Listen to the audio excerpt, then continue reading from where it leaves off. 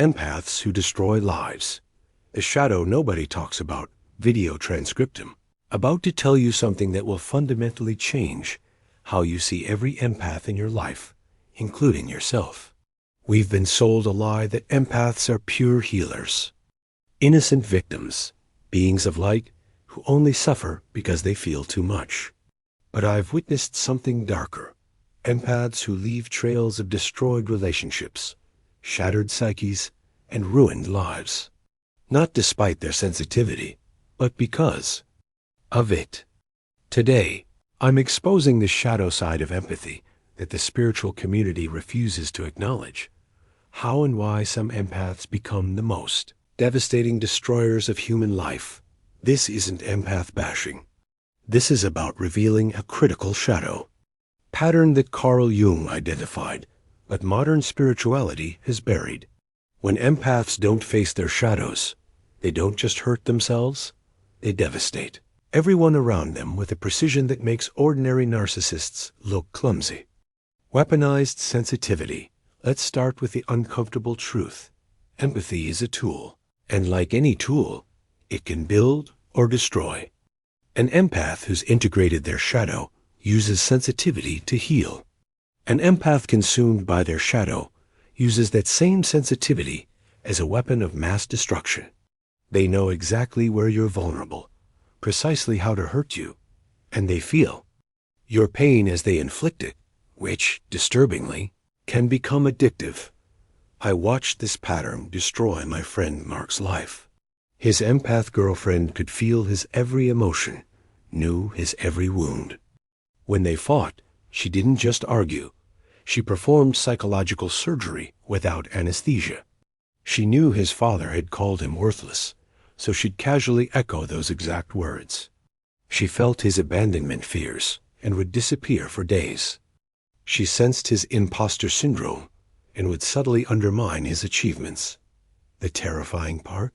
She'd cry afterward, claiming she felt his pain too deeply. She was simultaneously the knife and the wound.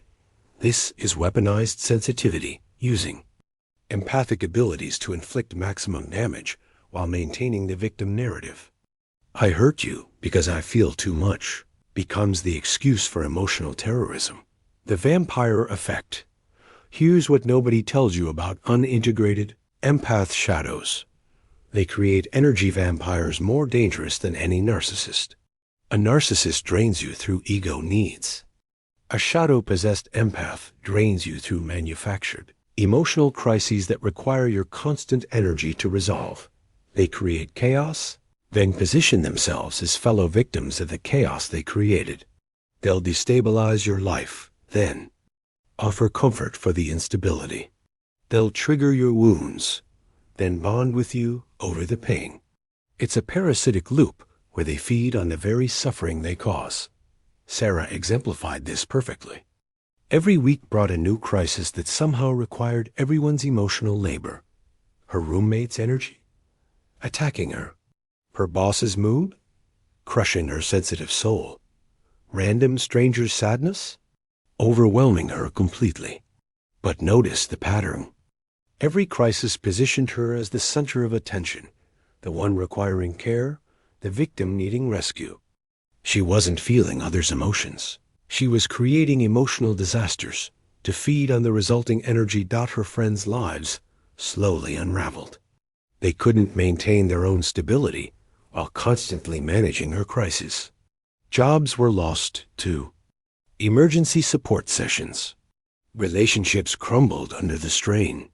She destroyed lives not through malice, but through an insatiable shadow hunger for emotional energy. The projection bomb empaths, with unintegrated shadows, become projection machines of devastating power. They project their disowned darkness onto others with such conviction that victims start believing it. Because empaths can feel emotions deeply, their projections carry extraordinary weight. When they say, "I can feel your anger," you start questioning. If you're angry, even when you're not, this projection bombing destroys people's sense of reality. Jason dated an empath who constantly felt his unexpressed rage. She'd say things like, "I can sense your violence," Your energy is so aggressive. I'm scared of what you're capable of. Jason, a gentle soul who'd never hurt anyone, began doubting himself. Maybe he was angry? Maybe he was dangerous? Her projections became his reality. The truth? She was projecting her own volcanic rage onto him. Her shadow contained such violence that she couldn't bear it, so she made it his. By the time they broke up, Jason was in therapy for anger issues he didn't have, while she moved on to her next victim, still playing the sensitive empath who just feels too much. The martyrdom manipulation, the most destructive empath's perfect martyrdom manipulation. They destroy lives while positioning themselves as sacrificial healers. Every harm they cause is reframed as service.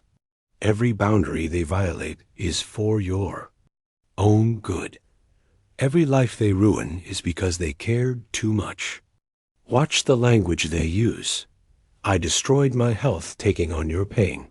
While they created the pain, I sacrificed everything to help you. While they sabotaged your progress, I gave you all my energy. While they drained yours, I lost myself. Caring for you, while they consumed your identity, this martyrdom makes it nearly impossible for victims to recognize the destruction. How can you blame someone who's suffering for you?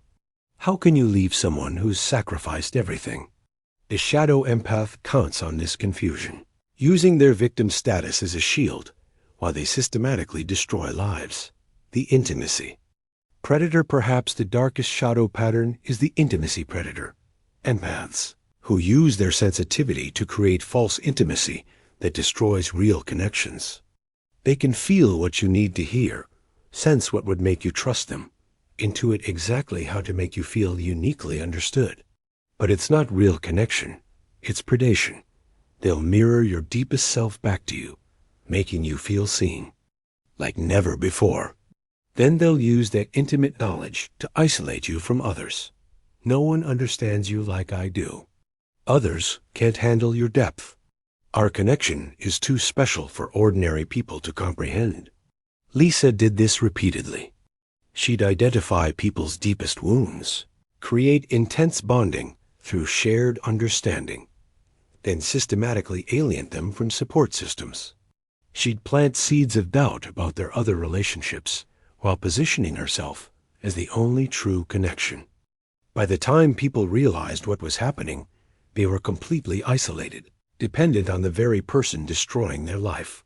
The reality distortion. Field shadow-possessed empaths create reality distortion fields that make gaslighting look amateur. Because they genuinely feel emotions intensely, their distorted perceptions carry the weight of felt truth. They're not lying. They're experiencing their projections as reality and expecting you to live in their distorted world. I felt your hatred when you said good morning becomes a statement you have to defend against. Your energy was attacking me while you slept becomes an accusation requiring response. Their felt experience becomes law, and anyone who questions. It is invalidating or gaslighting them. This destroys victims' connection to their own reality. When someone with heightened sensitivity constantly tells you they feel things from you that you're not experiencing, you begin to doubt your own inner world. Maybe you are unconsciously hateful. Maybe your energy is attacking. The shadow empaths. Reality slowly replaces your own. The suicide weapon. I need to address the darkest weapon in the shadow empath's arsenal, threatening or attempting suicide as a control mechanism. This is where destroyed lives become lost lives. They feel others' emotions, so they know exactly how to weaponize self-harm threats for maximum psychological damage. If you leave, I'll kill myself, and you'll feel it forever. I can't live with the pain you're causing me. Your abandonment will literally destroy me. They create hostage situations using their own lives as leverage. Partners stay in abusive dynamics for years, terrified of being responsible for a death. Friends maintain toxic connections out of fear. Family members enable destruction rather than risk tragedy. The shadow empath might genuinely feel suicidal. Their pain is real, but they use it as a weapon rather than seeking help. Breaking the pattern. If you recognize yourself as a shadow-possessed empath, here's your wake-up call. Your sensitivity doesn't exempt you from causing harm. Your pain doesn't justify destroying lives. Your empathy, corrupted by unintegrated shadows, has become a weapon. Here's how to stop. First, stop the victim narrative. Yes, you feel deeply. No, that doesn't make you inherently good or exempt from shadow work. Your sensitivity might make you more dangerous, not less. Second, own your projections. Every emotion you feel from others needs examination. Is it theirs or yours? Are you feeling their anger or projecting your own? Take radical responsibility for your inner world. Third, examine your impact. Look at the wake of destruction. Not your intentions, your actual impact. How many lives are worse because of your sensitivity? How many people are in therapy because of your empathy? Fourth, get professional help. Not another empath who validates your victim story. Actual psychological help for shadow integration. CBT, DBT, someone who won't let you hide behind sensitivity. Fifth, make amends without re-traumatizing. Acknowledge harm without making it about your pain. Apologize without expecting forgiveness. Take responsibility without new martyrdom. Recognizing shadow empath destruction. For those trying to identify if an empath in your life is shadow possessed, here are the signs. Your life has gotten progressively worse since they entered it. Not normal relationship challenges, actual life. Destruction. Lost jobs, ruined relationships, deteriorating mental health. You feel crazy around them. Your reality seems unstable. You question your own emotions, experiences, memories. You feel like you're living in their reality, not yours. They're always the victim while you're always apologizing. Despite the destruction in your life, they're somehow suffering more. Their pain always trumps yours. You're isolated. Other relationships have deteriorated. They've positioned themselves as your primary or only emotional connection. You're exhausted, but can't explain why. Being around them drains you at cellular levels. You need recovery time after every interaction. The healing path for victims of shadow empath destruction. Healing requires recognizing you are dealing with wounded healers, but unconscious destroyers. Your reality is valid. Your experiences are real. The damage isn't your fault. Here's your path forward. Re-establish reality testing. Connect with people outside the empath's influence. Share your experiences. Let others' shock validate what you've normalized. Document the destruction. Write down what your life was like before and after. Track the patterns. See the progressive destruction clearly. Cut contact if possible. Shadow empaths can feel your emotions even at distance. Maintaining connection maintains their influence. Your healing requires separation. Rebuild systematically. Your life was systematically destroyed. It needs systematic rebuilding. Career, relationships, health, identity. Address each area they impacted. Get trauma-informed therapy. You've experienced a form of psychological abuse that's particularly damaging because it came wrapped in sensitivity and care. The shadow integration. Imperative for the empath community. We need a reckoning. Stop pretending empathy equals goodness. Stop avoiding shadow work because it threatens your identity as the sensitive one. Stop enabling destructive empaths by validating their victim narratives. Your unintegrated shadow doesn't just hurt you. It destroys lives. Your projections don't just distort your reality. They shatter others. Your emotional manipulation doesn't just serve your needs. It devastates human beings.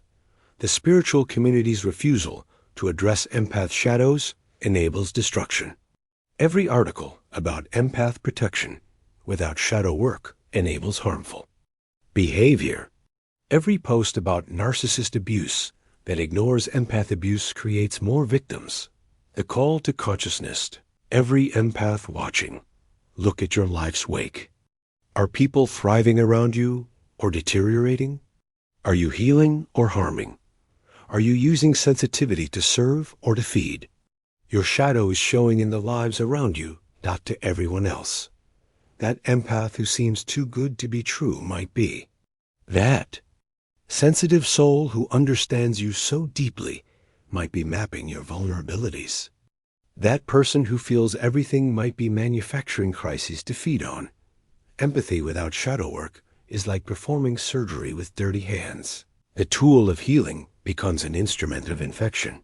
We don't need more unintegrated empaths, claiming victim status while destroying lives. We need conscious feelers who faced their darkness and chosen to heal rather than harm. Got the shadow nobody talks about is the one causing the most damage.